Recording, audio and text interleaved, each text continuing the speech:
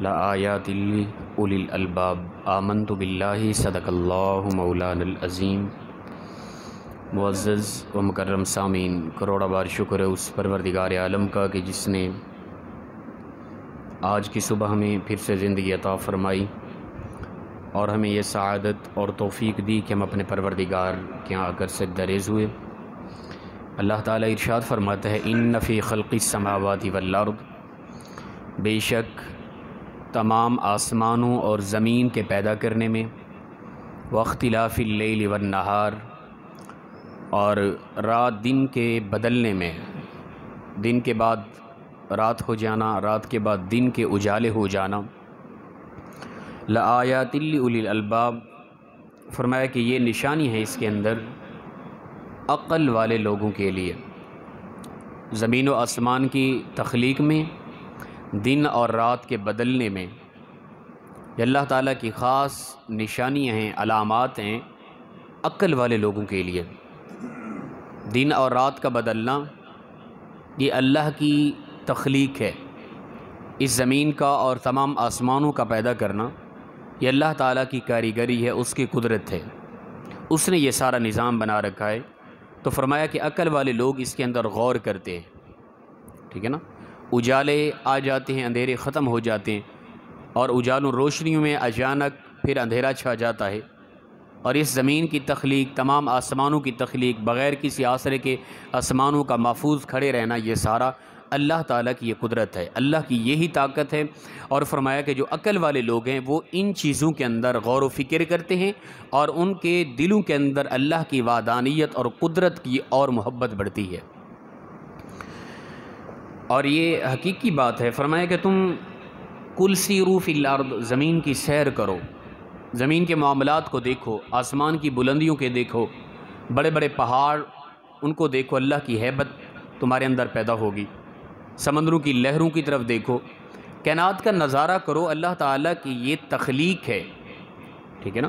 تو اللہ کی اس مخلوق کی طرف نظر کر کے انسان کی عقل دنگ رہ جاتی ہے، وہ ذات باری تعالیٰ کیسی ہوگی۔ تو اس حوالے سے فرمایا عقل مند لوگ ان چیزوں کے اندر غور و فکر کرتے ہیں۔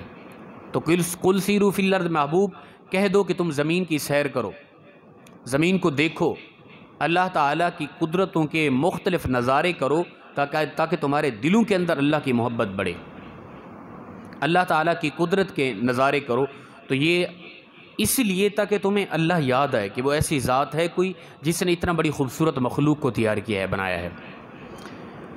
اور فرمایا الذین یذکرون اللہ قیاما وقعودا وعلی جنوبہم ویتفکرون فی خلق السماوات والارض۔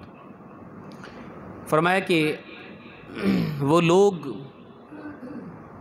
ایسے لوگ ہیں جو ذکر کرتے ہیں اللہ کا، قیام کرتے ہوئے، کھڑے ہوئے، بیٹھے ہوئے، اور اسی طرح کروٹیں بدلتے ہوئے، یعنی ہر وقت اٹھتے بیٹھتے لیٹتے ہر وقت وہ اللہ کی یاد میں رہتے ہیں، ٹھیک ہے نا۔ اللہ کا ذکر کرتے رہتے ہیں۔ ذکر سے مراد اللہ کے خاص نام کو زبان پہ جاری رکھنا، یہ بھی مراد ہے۔ ذکر سے مراد اللہ تعالیٰ کی ہمیشہ یاد، ٹھیک ہے نا۔ جہاں کہیں بھی ہیں بھی رب تعالیٰ کی ذات مجھے دیکھ رہی ہے، میں نے کیا کرنا ہے، اللہ تعالیٰ مجھے یہاں پہ ہوں، یہاں پر اللہ تعالیٰ مجھے کیا حکم دیتا ہے، انسان یہاں پہ تو نے کس طرح رہنا ہے۔ تو ہر آن ہر گھڑی اٹھتے بیٹھتے لیٹتے کروٹ بدلتے ہر لمحہ وہ اللہ کے ذکر میں رہتے ہیں، اللہ کی یاد میں رہتے ہیں۔ اور فرمایا وَيَتَفَكَّرُونَ فِي خَلْقِ السَّمَاوَاتِ وَالْأَرْضِ، اور وہ غور کرتے ہیں، تفکر کرتے ہیں زمین کے پیدا آسمانوں اور زمین کے پیدا کرنے میں۔ اللہ کی یہ تخلیق ہے نا، کچھ نہ تھا، زمین کیسے پیدا ہوئی، کچھ نہ تھا، یہ تمام آسمانوں کو اس نے کیسے پیدا کیا ہے۔ ایک تو چیز ہوتی ہے نا بھئی، پہلے کوئی مادہ موجود ہو، ٹھیک ہے نا، ایک مٹیریل پہلے موجود ہے، اس مٹیریل کے ذریعے ہم نے کوئی چیز تیار کی ہے، یہ ایک الگ چیز ہے۔ کچھ ہے ہی نہیں پھر بھی کچھ تیار کرنا، یہ محض اللہ کا وصف ہے، یاد رکھیں۔ کچھ نہ ہو اور تیار کر لینا، یہ اللہ کا وصف ہے۔ کن کہنے سے کائنات اور اس سے کروڑ گنا بڑی کائنات وجود میں آ سکتی ہے، وہ ایسی ذات ہے۔ تو وہ فرماتے ہیں کہ اپنا اللہ کا ہمیشہ ذکر کرتے رہتے ہیں، ہر وقت اٹھتے بیٹھتے لیٹتے کھاتے پیتے چلتے پھرتے ہر وقت اللہ کی یاد میں ہوتے ہیں، اور پھر وہ زمین اور تمام آسمانوں کی تخلیق میں غور و فکر کرتے ہیں، تفکر کرتے ہیں، دیکھتے رہتے ہیں اور سوچتے رہتے ہیں کہ اللہ کی تخلیق ہے، یہ تخلیق اللہ کی مخلوق اتنا بڑی ہے تو وہ خدا کی ذات کیسی ہوگی۔ اللہ کی ذات تک ہم نہیں پہنچ سکتے، صرف ہم نے اس کی صفات کو دیکھ کر اس کی قدرت اور اس کی وحدانیت کا اقرار کرنا ہے۔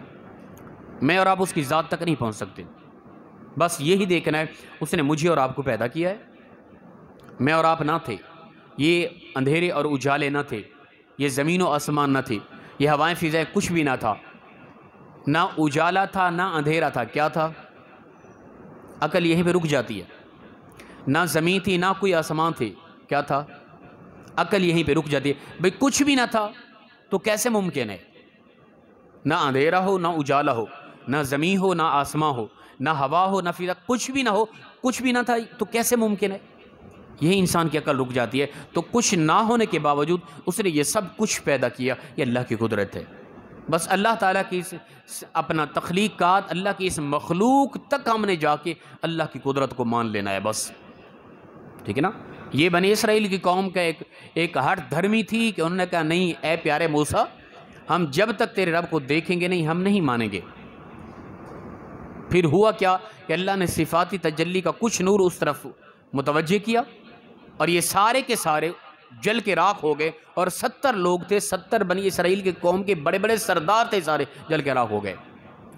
تو ذات باری تعالیٰ تک کوئی اگر دعویٰ کرے کہ وہاں تک پہنچا سکتے ہیں یا پہنچتے ہیں ہم یا دکھا سکتے ہیں تو وہ سراسر جھوٹا ہے۔ اللہ تعالیٰ کی صفات تک ہم نے محدود رہنا ہے۔